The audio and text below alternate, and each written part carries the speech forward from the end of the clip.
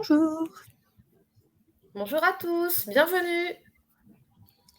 Donc bienvenue à ce nouveau webinaire dédié à la doctrine du numérique en santé. Donc cette fois-ci, épisode 2 dédié au référentiel.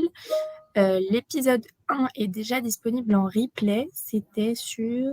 Le 17 mars, c'était sur les outils et services socles. Voilà, donc il y aura encore 2 autres épisodes, un sur le médico-social le 12 mai et un le 19 avril sur... le Ségur, tout ce qui est processus Ah de oui, voilà, c'est ça. labellisation. Labellisation et impact Ségur. Voilà, donc une série de 4 webinaires qui seront tous disponibles en replay. Les supports de présentation seront également mis en ligne. Et Anne, je te passe la main pour ce deuxième épisode. Merci Elodie, autour des référentiels. Bonjour à tous encore une fois. Alors, comme l'a dit Elodie, si jamais vous n'avez pas suivi le premier épisode, c'est pas très grave, les replays sont dispo. Et puis, on a justement séquencé les épisodes pour répondre aux différentes grandes parties de la doctrine. Voilà, je vais aller directement au sommaire. Donc, on va revenir rapidement sur ce qu'est la doctrine, comment on a aménagé cette version 2021, qui est la 3e version publiée de la doctrine du numérique en santé. Et puis, donc, on va revenir essentiellement sur les référentiels. Et puis, vous pouvez poser vos questions dans l'onglet questions. Je tenterai d'y répondre. Et puis, si, bien sûr, pour certaines d'entre elles, ce n'est pas possible, on récupère l'ensemble de vos questions et on pourra alimenter une FAQ sur la page du replay sans problème. Alors, qu'est-ce que la doctrine ? Vous avez peut-être déjà en visibilité, comme je le disais, les précédentes versions. Le document a encore évolué pour cette 3e version.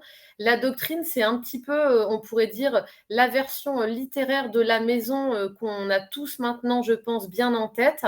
On va aujourd'hui détailler les bases, les fondations de la maison avec les référentiels socles.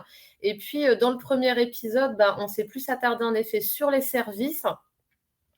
Et dans d'autres épisodes, et puis on pourra s'en parler suivant vos questions, et puis j'essaierai d'illustrer un petit peu le propos avec notamment mon espace santé qu'on va retrouver à plein d'étapes finalement dans plein de chapitres de cette doctrine du numérique en santé. Donc la doctrine, plus concrètement, elle pose le cadre de référence, le schéma d'architecture cible, donc en décrivant à la fois le cadre technique, le cadre d'urbanisation et puis la trajectoire à suivre pour les acteurs de la e-santé en France, les industriels notamment, mais pas que.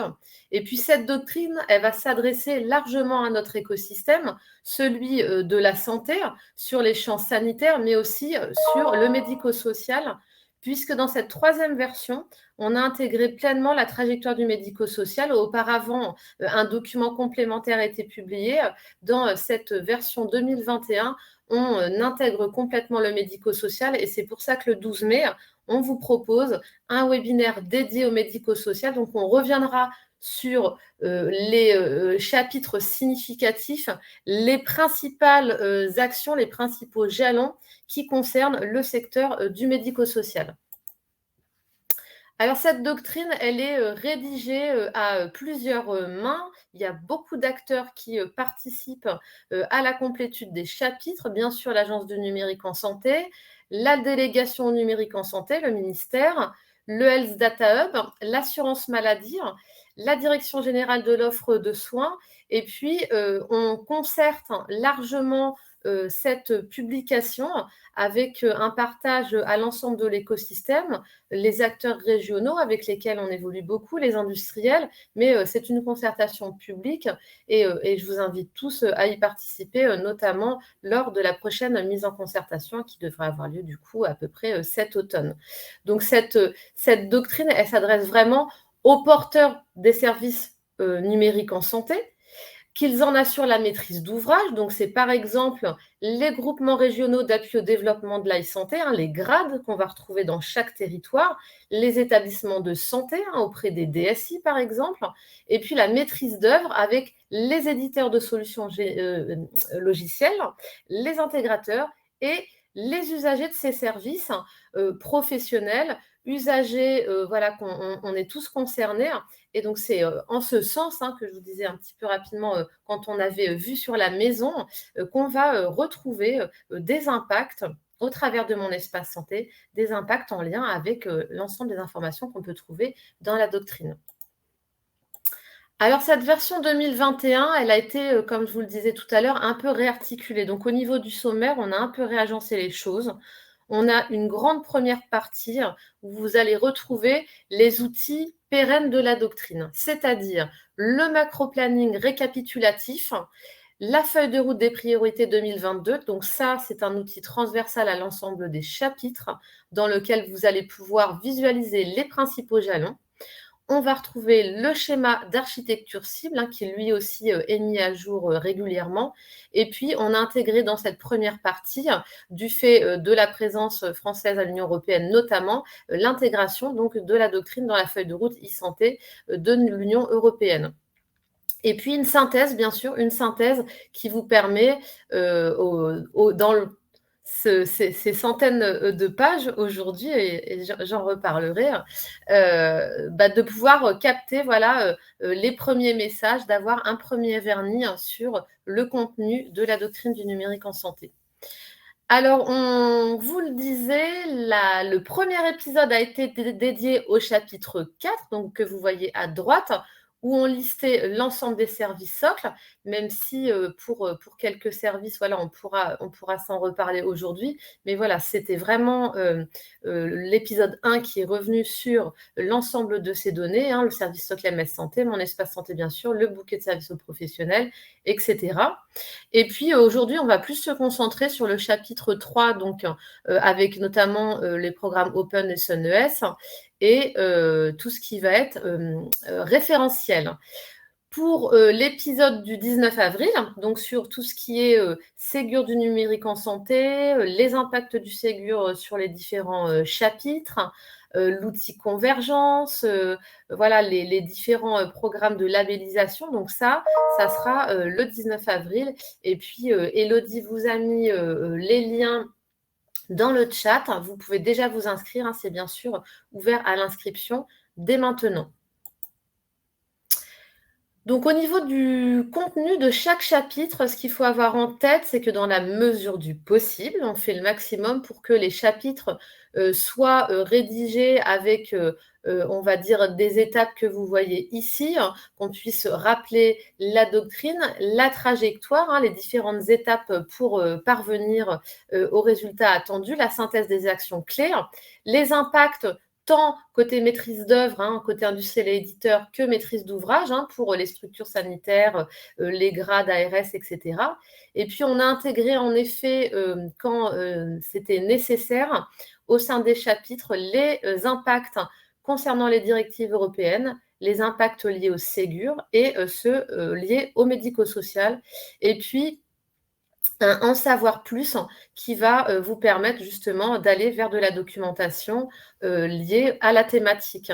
Donc, si j'ai le temps, j'en redirai 2 mots sur ce contenu par chapitre dans la version en 2022 qu'on va pas tarder, le temps passe vite, qu'on va pas tarder à retravailler.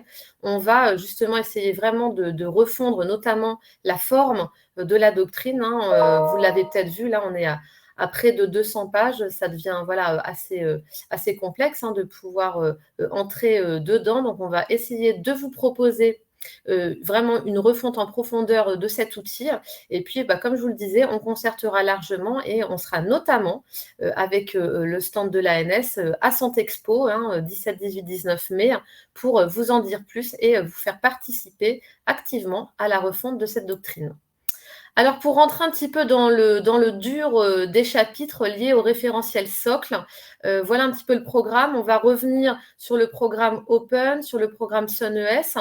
Donc ça, c'est 2 chapitres qui sont détaillés dans la doctrine et on vous donne en effet les derniers jalons. L'éthique du numérique en santé, l'urbanisation des systèmes d'information, la sécurité avec la PGSSIS, tout ce qui va être identification électronique et contrôle d'accès, la sécurité opérationnelle et puis la certification, hébergement des données de santé et enfin l'offre de santé avec notamment le ROR. Alors le programme Open, je pense que vous avez tous, ce programme, en tête. Je ne vais pas tout, vous, redétailler, mais vous allez voir que donc dans la doctrine, on aborde à la fois Open et SunES, hein, puisque ça va être en effet dans la continuité.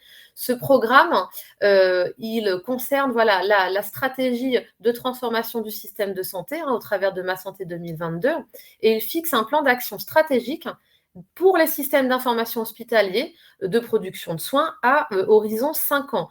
Donc, ce programme Open, il était déjà lui-même dans la continuité du programme Hôpital numérique. Et peut-être que voilà, s'il y a des établissements parmi les participants aujourd'hui, vous avez bien ça en tête et vous avez peut-être pour certains justement candidaté sur ces différents programmes. Donc le programme Open, il concerne les établissements de santé, hein, ici on ne parle pas du tout, des acteurs, du médico-social et puis il définit surtout un socle de maturité des systèmes d'information. Ça, c'est vraiment très important avec des cibles de sécurité, des cibles d'usage et c'est un programme qui va, s'apprécier voilà, sur je vous disais, c'est au niveau de maturité qui est travaillé autour de 41 cibles, dont des cibles de sécurité, mais surtout des cibles d'usage. C'est vraiment un programme qui a vocation à pousser les usages au sein des établissements au travers des systèmes d'information. Et puis, on va avoir donc 7 leviers opérationnels complémentaires. Alors, il y a aujourd'hui, je vais vous le mettre dans le chat si vous n'en avez pas encore connaissance, un certain nombre de webinaires qui sont organisés par l'ANAP avec la DGOS pour revenir sur Open avec des témoignages d'experts qui vous permettent justement de voir concrètement comment atteindre ces cibles, quels sont les freins récurrents en établissement auxquels vous pouvez être confronté et les solutions que vous pouvez mettre en place. Donc voilà, vous pouvez ou vous inscrire ou regarder les replays puisque ce cycle est également accessible en replay. Donc je vous invite vraiment, c'est extrêmement enrichissant si vous avez besoin de revenir sur le détail de ce programme et vraiment plus en termes d'accompagnement, d'atteinte des cibles demandées. Les principaux jalons donc, qu'on vous a remis ici, donc comme l'a dit Elodie, hein, vous aurez le replay et le support à l'issue de la présentation. Donc, voilà, la présentation est toujours la même. On vous remet un slide avec les principaux jalons concernant tel ou tel chapitre. Alors, le programme SunES, donc c'est pour Ségur Usage numérique en établissement de santé. Donc, comme je vous le disais, Open, on est dans la promotion des usages. Bah, c'est exactement le même objectif pour SunES, hein, qui est pleinement dans le prolongement du programme Open et qui va privilégier, lui, la production et la transmission de documents dans le but d'enrichir le DMP, c'est-à-dire mon espace santé.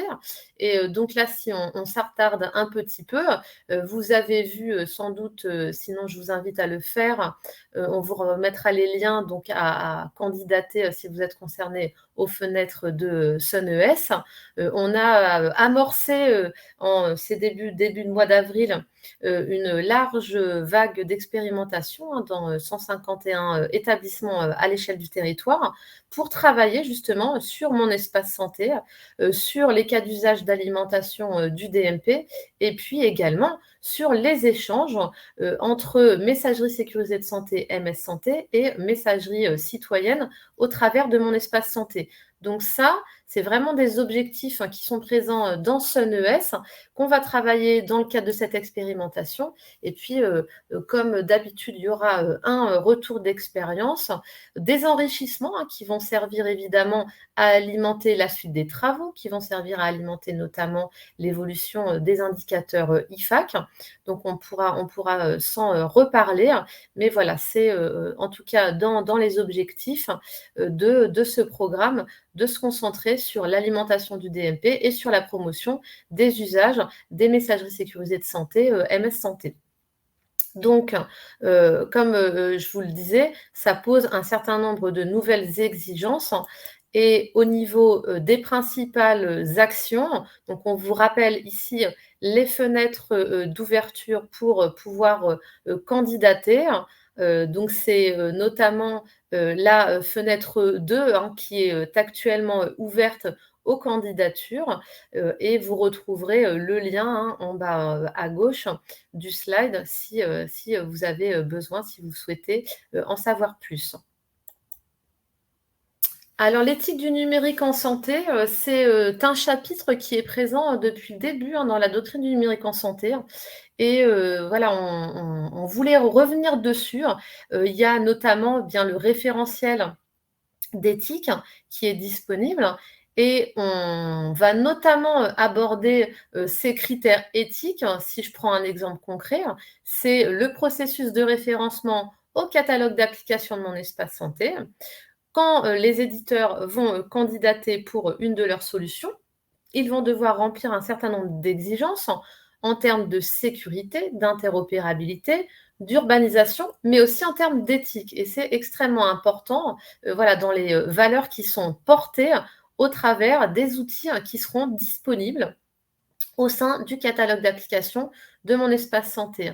Donc il y a vraiment une volonté de, voilà, de transformation numérique dans une dynamique positive, de créer les conditions de confiance et d'adhésion pour que les usagers voilà, puissent gérer leurs données de santé, notamment au travers de mon espace santé. Et il y a donc des ateliers très réguliers, hein, animés notamment par Brigitte Serroussi à la délégation numérique en santé.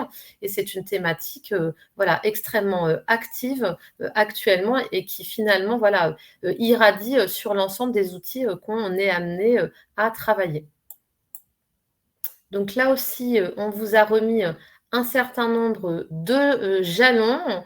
Vous le voyez également tout en bas, comme je vous le disais, qu'il y a ce lien fort entre éthique et mon espace santé. Il y a du coup de fait ce lien avec la fracture numérique, comment travailler et comment amener les usagers les plus éloignés du numérique pour tout un tas de raisons à pouvoir profiter des services, à pouvoir créer les conditions de réussite de ces services et puis surtout voilà, que tout à chacun soit en mesure, encore une fois, de maîtriser ses données. Donc ce sujet de la fracture numérique, de l'inclusion numérique, est au cœur de ces questions de la cellule éthique et qui, comme je vous le disais, travaille activement. Il y a à peu près 11 groupes de travail hein, avec l'ensemble des acteurs de l'écosystème. Donc, c'est vraiment un panel large d'acteurs, des citoyens, bien sûr, des professionnels de santé, mais aussi des professionnels du médico-social et des industriels.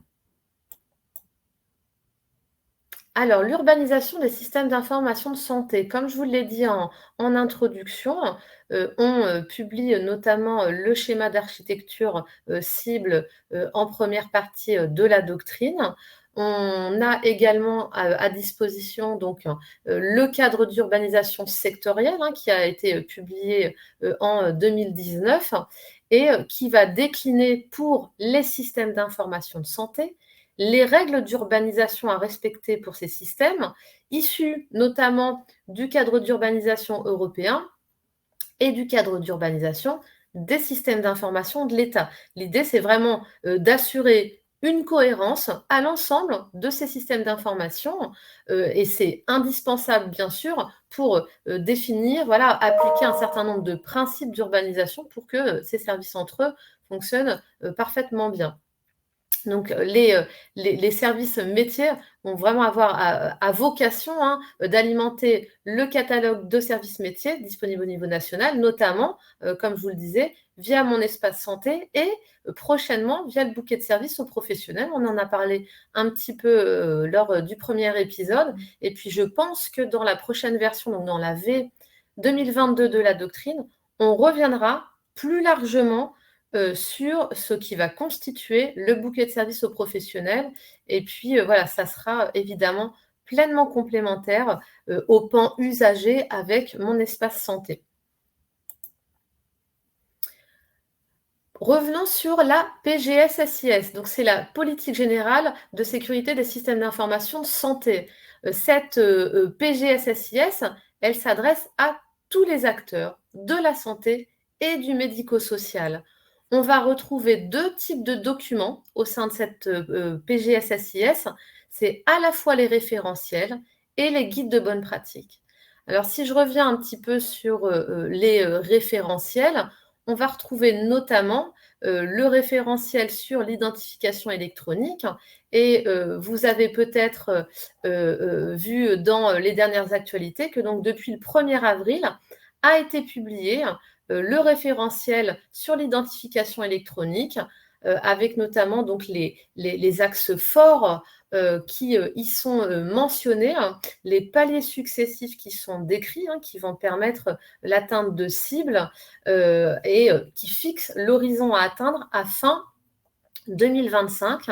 Donc on revient, notamment, sur tout ce qui va être, accessibilité, des services numériques avec, l'application, Carte Vitale, par exemple, l'accessibilité pour les professionnels, hein, avec l'implémentation de ProSanté Connect, les cartes CPS, la ICPS et ce référentiel, c'est, le 1er chapitre de la PGSSIS à être rendu opposable par arrêté ministériel. Donc cet arrêté, il a été publié le 28 mars 2022. Je vais vous mettre dans le chat le lien qui vous permet de retrouver l'ensemble des informations, notamment sur ce référentiel. Et puis, donc des guides de bonne pratique, hein, des guides d'accompagnement, hein, concrètement, pour aider les acteurs de santé, d'écrire les bonnes pratiques, tant organisationnelles que techniques, qui vont vous permettre la mise en œuvre de ces référentiels. Là aussi, un certain nombre de grands jalons vous sont mentionnés, voilà, comme le partage que je viens de vous faire, voilà, qui est vraiment extrêmement important pour l'écosystème avec la publication de ce référentiel sur l'identito-vigilance, sur l'identification électronique, pardon. Et donc, c'est complètement dans la continuité. Donc, comme je vous le disais, on va dans ces référentiels retrouver les informations concernant l'accès aux citoyens, tout ce qui va être information pour faciliter l'accès aux services numériques, la navigation entre ces services, évidemment promouvoir les répertoires de référence, donc là aussi les référentiels, avec les référentiels concernant l'INS, hein, donc le RNIV, hein, le référentiel national d'identité-vigilance, le RPPS+, le FINES, et évidemment, ces répertoires sont des piliers de l'interopérabilité qui vont grandement nous faciliter collectivement les accès, les sécuriser, les clarifier. Donc vous allez retrouver l'ensemble des grands jalons et des descriptions et faites dans l'AV 2021 concernant l'identification électronique, donc des usagers, des acteurs de santé personnes physiques et puis des acteurs de santé personnes morales. Voilà, donc là aussi, les grandes ambitions de ce chapitre, hein, vous l'avez dans la doctrine, c'est un des chapitres les plus denses. L'idée, c'est vraiment d'aller vers une factorisation des fournisseurs d'identité, hein. Seuls les fournisseurs dits professionnels vont pouvoir assurer un niveau de garantie substantiel élevé. Et puis, l'idée d'avoir une capacité de faire des sauts entre fournisseurs de services, donc avec des sauts pour réidentifier électroniquement et de façon transparente pour l'utilisateur. Proposer des niveaux de garantie minimum, donc là aussi, hein, je vous l'ai dit, on va avoir des paliers pour arriver à la cible à fin 2025. Et l'idée vraiment de sanctuariser le fait que pendant l'identification électronique, il va être impératif de récupérer l'identité de référence de la personne dans les répertoires de référence, comme je vous le disais, voilà, avec l'INS, le RPPS et le FINES. Donc là, c'est en effet des travaux prépondérants qui sont déjà lancés et qui sont à poursuivre. On vous a mis un petit schéma, voilà, pour tenter d'illustrer et vous pourrez en effet également vous l'approprier quand vous le récupérerez au travers du replay, hein.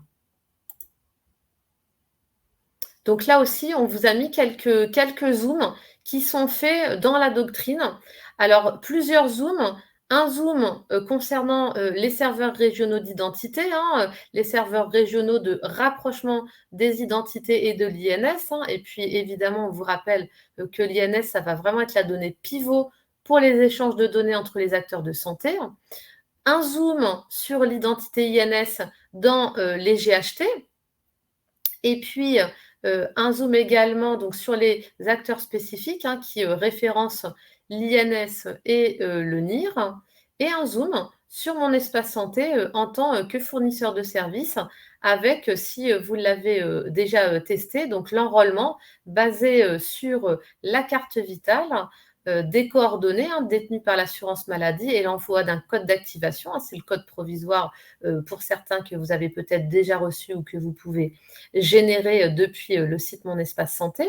Et puis, une authentification à double facteur, puisque voilà, vous recevez notamment un code OTP par SMS ou par email suivant votre choix. Et puis, en cible sur ce Zoom, l'idée d'intégrer France Connect Plus et le moyen d'identification électronique, application carte vitale.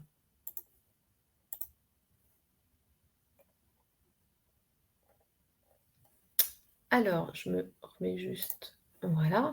Donc là aussi, on vous rappelle un certain nombre de jalons et puis de nombreux liens. Voilà, de nombreux liens pour vous renvoyer vers les principaux sites qui vont reprendre des informations intéressantes sur cette thématique et en lien aussi avec les différents zooms qui sont détaillés dans la doctrine. Alors concernant, on vous détaille encore une fois l'identification électronique des acteurs de santé personnes physiques. Donc là, on va évidemment se référer au référentiel sur l'identification électronique au sein de la PGSSIS. Le RPPS fait l'objet, vous le savez peut-être, d'une extension à l'ensemble des acteurs de santé, intégrant déjà les personnels du social et du médico-social.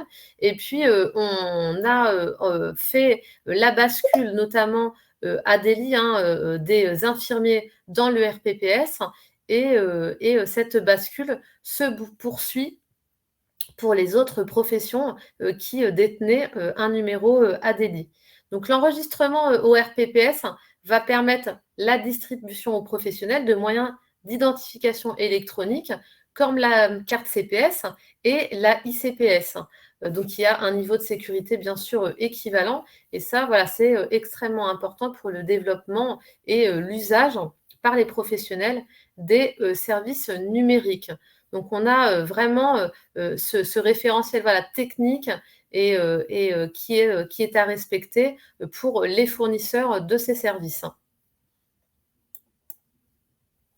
Donc là aussi, plusieurs jalons avec l'idée aussi sur l'identification électronique des acteurs de santé personnes physiques, d'atteindre un niveau de garantie voilà, équivalent substantiel pour l'identification électronique des personnes physiques à horizon janvier 2026.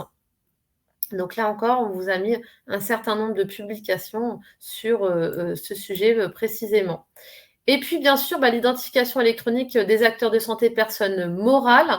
Donc là aussi, on détaille ce pan dans le référentiel identité électronique de la PGSSIS. Et puis, on va se baser sur le répertoire Finesse, voilà, avec une reprise de ce pilotage opérationnel par l'ANS hein, qui est amorcé depuis ce premier semestre voilà, pour une refonte qui est en cours. Les principaux jalons et là encore, un nouvel arrêté, finesse, nouvel arrêté, donc certificat de personne morale au cours du premier trimestre de cette année. La signature électronique, donc c'est aussi un pan qu'on détaille dans la doctrine. L'idée de cette signature électronique, c'est vraiment de permettre de garantir, j'ai passé, pardon, voilà, de pouvoir garantir aux destinataires de documents de santé leur intégrité, leur origine, leur non-répudiation au travers de l'utilisation des outils de vérification adéquats.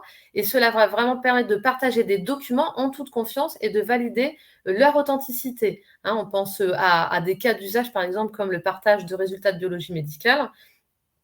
Et pour 2022, des échanges sont prévus donc pour étudier l'opportunité pour la puissance publique de lancer un service national de signature des documents adossé à une identification électronique basée sur ProSanté Connect ou les certificats IGC Santé pour les personnes morales, d'organiser une labellisation. Donc, c'est vraiment des gros chantiers à conduire. En attendant, donc en effet, on vous recommande de prendre connaissance de plusieurs éléments. C'est notamment le référentiel force probante des documents de santé. Donc, il est publié sur notre site isanté.gouv.fr. La partie qui concerne plus précisément la signature électronique du règlement IDAS et puis un certain nombre d'autres informations qu'on vous partage ici. Concernant la sécurité opérationnelle, donc la sécurité opérationnelle des systèmes numériques doit être renforcée. Vous le voyez, je pense, avec l'actualité qui est malheureusement extrêmement riche à ce niveau-là. Et donc, elle doit vraiment être renforcée puisque voilà, nos données de santé valent cher sur le marché et on doit être en capacité collectivement de répondre aux menaces cyber.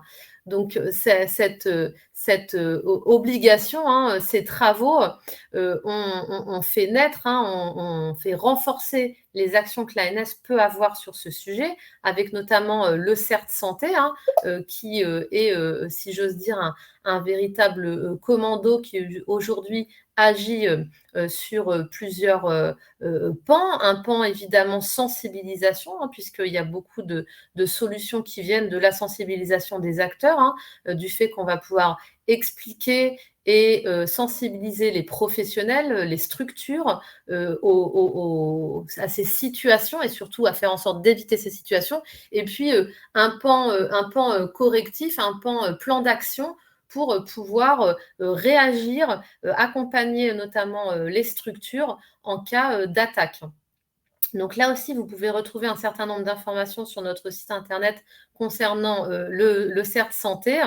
Et comme je vous le disais tout à l'heure, si on reprend l'exemple du catalogue d'applications Mon Espace Santé, on a un niveau fort d'exigence de sécurité qui est demandé aux applications qui candidatent. Oui, je regarde rapidement. Élodie est en train de répondre parce que je ne vois pas tout de suite le chat, mais vous allez en effet avoir accès au replay, à l'ensemble des outils. Oui, tout à fait. Merci, Élodie.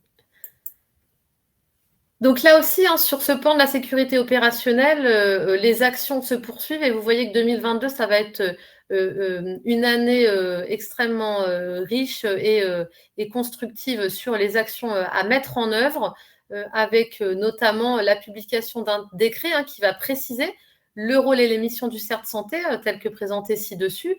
Mais voilà, il est déjà en place et déjà bien en place. Donc, vous pouvez retrouver encore une fois un maximum d'informations sur ce sujet sur notre site, sur les missions de cette équipe qui fait vraiment voilà, beaucoup de choses et qui affiche un grand dynamisme. La certification des hébergements de données de santé.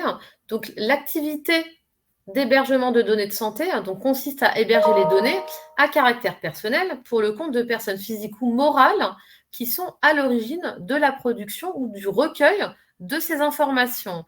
Donc, les personnes concernées par l'hébergement des données de santé, c'est à la fois les patients qui confient l'hébergement de leurs données de santé à un tiers, à une structure, les responsables des traitements de ces données à caractère personnel, ayant pour la finalité la prévention, la prise en charge sanitaire, soins et diagnostics, tant la prise en charge donc, sanitaire que la prise en charge sociale et médico-sociale de ces personnes. Et puis, il y a vraiment un objectif avec la procédure de certification des hébergements de données de santé, voilà, d'être titulaire d'un certificat de conformité voilà, obligatoire à l'hébergement de ces données sur support numérique. Donc, ça s'appuie sur deux référentiels. le référentiel de certification qui va fixer les conditions requises, les conditions auxquelles vous allez devoir répondre pour l'obtention de ce certificat. Donc, 2 types de certificats vont pouvoir être délivrés. Le certificat hébergeur d'infrastructures physiques ou le certificat d'hébergeur infogéreur. Et puis, le référentiel d'accréditation qui, lui, va fixer les conditions requises à l'obtention d'une accréditation donc nécessaire notamment aux organismes certificateurs. Alors, concernant l'offre de santé, on va parler un petit peu donc, du répertoire opérationnel des ressources, le ROR, qui constitue aujourd'hui le référentiel de données de description de l'offre de santé commun au secteur sanitaire et au secteur médico-social. C'est dans ce répertoire qu'on va retrouver une description exhaustive de l'offre de santé à l'échelle du territoire national afin d'alimenter les services numériques et que ces informations soient facilitantes pour l'orientation et la mise en œuvre d'un parcours fluide du patient. Donc le ROR constitue donc ce référentiel unique de données. Il alimente, comme je vous le disais, les services numériques. On pense à certains exemples très utilisés sur le territoire comme Via Trajectoire pour l'orientation des patients, à des outils comme santé.fr, au SI SAMU, et puis également le service d'accès aux soins. La coordination des parcours de santé, c'est également un des objectifs avec l'idée de pouvoir capitaliser sur les informations du ROR pour l'usage des services numériques de coordination destinés aux dispositifs d'appui à la coordination et aux professionnels, donc participant à ces communautés de professionnels sur le territoire. Donc l'Aurore présente une description unifiée. Alors pour les établissements sanitaires et médico-sociaux, donc l'identification se fait à partir du FINES. Donc vous voyez que ces référentiels reviennent tout le temps comme vraiment pivot des informations. Pour les cabinets libéraux, donc on va travailler à partir du RPPS+. Et l'objectif, encore une fois, ici, c'est de garantir l'interopérabilité avec de nombreux systèmes. Encore une fois, on parle coordination, donc on va avoir besoin que cette interopérabilité se fasse.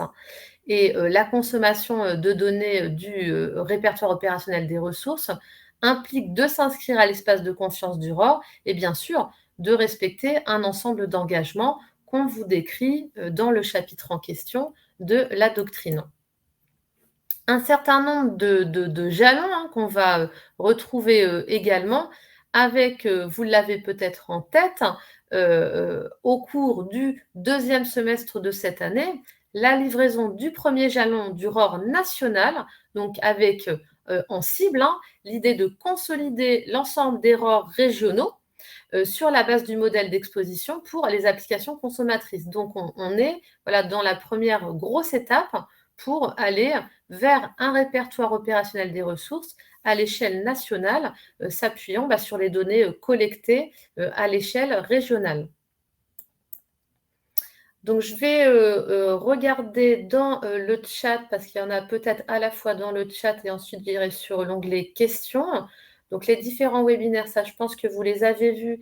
Et puis, vous allez pouvoir, en effet, retrouver un certain nombre d'informations. Alors, où puis-je accéder à la liste exhaustive des professionnels qui entrent dans le périmètre de l'élargissement du RPPS+. Alors, j'ai pas, parce que je vais passer trop de temps à vous chercher le lien. Ce qu'on va faire avec Élodie, c'est qu'on va récupérer vos questions et puis je vous enverrai un mail. On alimentera une FAQ et je vous enverrai un mail avec les liens d'accès pour que vous puissiez retrouver ces informations. Donc ça, on a ça sous le coude, si j'ose dire. Donc, on va pouvoir vous transmettre l'information. N'hésitez pas, Élodie, tu me confirmeras juste qu'on dispose bien des adresses des personnes. Oui, bien sûr. Bon, super, génial. Voilà. Donc, tout va bien, on va pouvoir vous communiquer les éléments. Donc, le webinaire, ça, on l'a déjà dit, évidemment, le webinaire, le support, tout ça, ça va être disponible comme tous les épisodes liés à la doctrine V2021.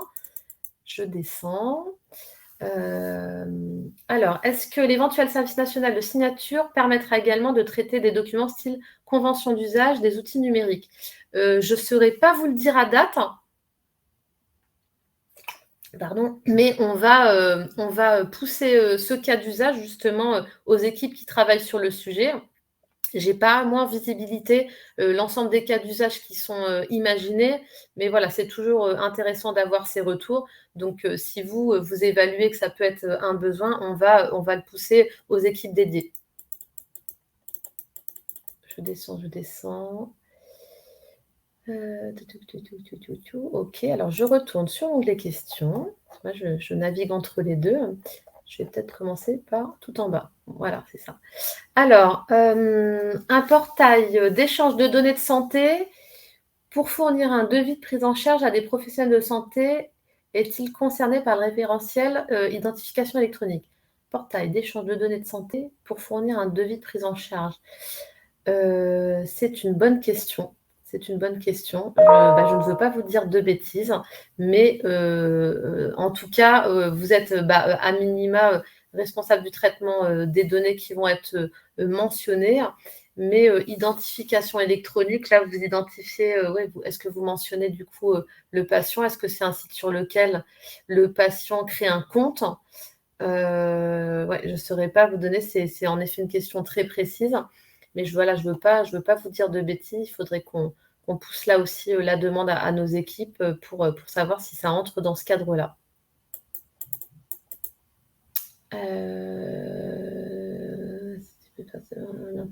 Bien imposé. Alors Marie, donc la connexion via ProSanté Connect à ce type de portail sera-t-elle imposée? Alors, ce portail-là en question, enfin celui dont vous parlez, encore une fois, je ne sais pas, mais d'une façon générale, il est clair que voilà, ProSanté Connect, qui est un des 4 services socles avec MS Santé, l'INS et le DMP, on le voit, hein, on le retrouve à plusieurs strates de la doctrine et c'est plus que promu à l'échelle des services numériques. Donc oui, je pense que globalement, on va arriver au fait que ce soit imposé comme utilisation. Alors, si chaque établissement possède un appel au téléservice INSI, quel est l'intérêt d'un rapprochement d'identité SRI au niveau du GHT? Donc oui, en effet, hein, depuis vos établissements, vous avez un certificat pour faire appel au téléservice INSI, hein, notamment dans le cadre de la codification de l'INS. Donc l'intérêt de cet appel versus l'intérêt d'un rapprochement d'identité des serveurs au niveau du GHT. Je pense que c'est peut-être un petit peu différent, hein. Via le téléservice INSI, en tout cas, ce qui est en cible, c'est notamment d'arriver à pouvoir qualifier les INS, à diffuser en effet un INS qualifié à l'ensemble de votre système d'information et d'avoir une identité vérifiée et uniforme à l'échelle du GHT. Donc, j'ai peut-être pas. J'essaie de. Quel est l'intérêt d'un rapprochement? SRI, oui, c'est pour votre serveur régional d'identité au niveau du GHT.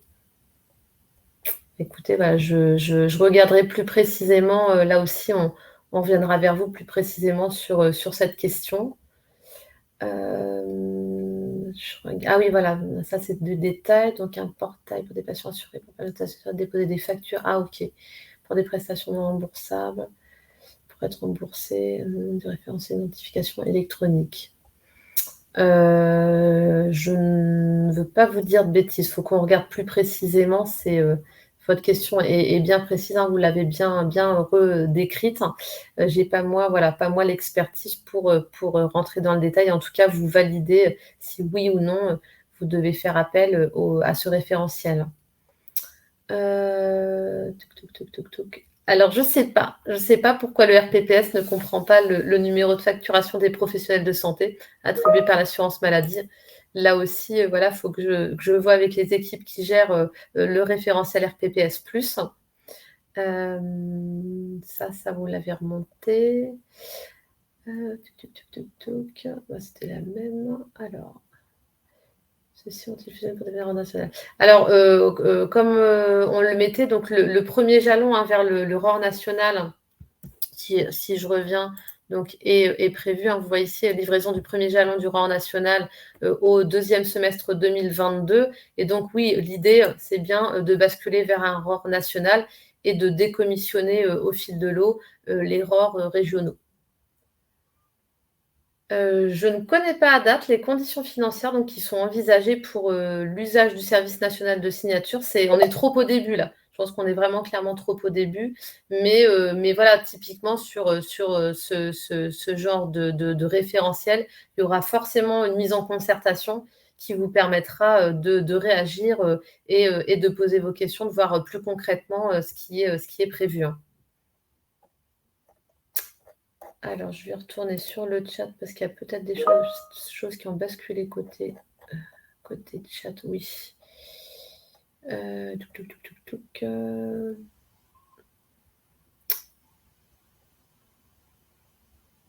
Alors oui, pareil, concernant le centre hospitalier, donc sur l'Aurore, et est-ce qu'il y a un système automatique qui permet de transmettre les lits disponibles? Je n'ai pas, moi, connaissance de ce système. Il y a peut-être des personnes présentes qui utilisent déjà.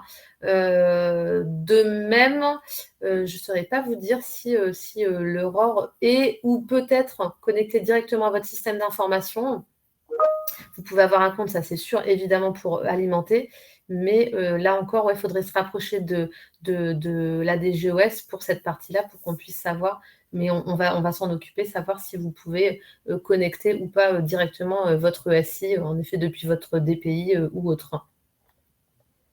Alors, quelle aurait la possibilité de s'inscrire comment plusieurs structures? Les téléservices, par contre, dans ce cas, niveau indicateur, tous les appels seraient regroupés, seraient fiancés l'identité.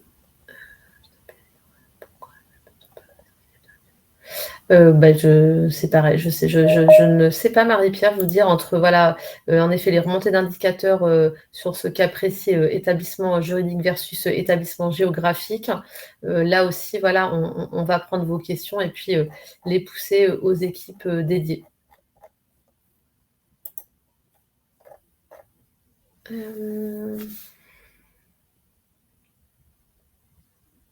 Pareil, oui, on a vu cette question pareil sur la partie numéro de facturation liée au RPPS. Je ne peux pas vous dire.